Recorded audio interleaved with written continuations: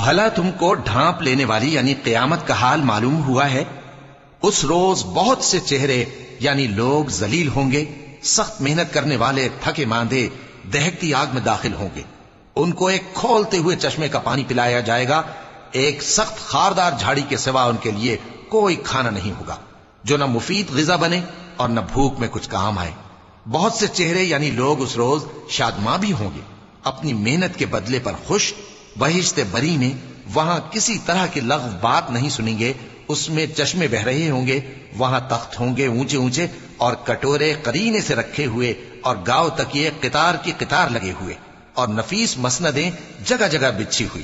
تو کیا یہ لوگ اونٹوں کی طرف نہیں دیکھتے کہ کیسے عجیب پیدا کیے گئے ہیں، اور آسمان کی طرف کہ کیسا بلند کیا گیا ہے، اور پہاڑوں کی طرف کہ کس طرح کھڑے کیے گئے ہیں، اور زمین کی طرف کہ کس طرح بچھائی گئی؟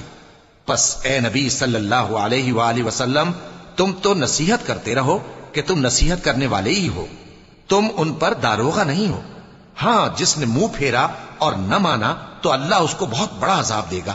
بے شک ان کو ہمارے ہی پاس لوٹ کر آنا ہے، پھر ہمارے ہی ذمے ان سے حساب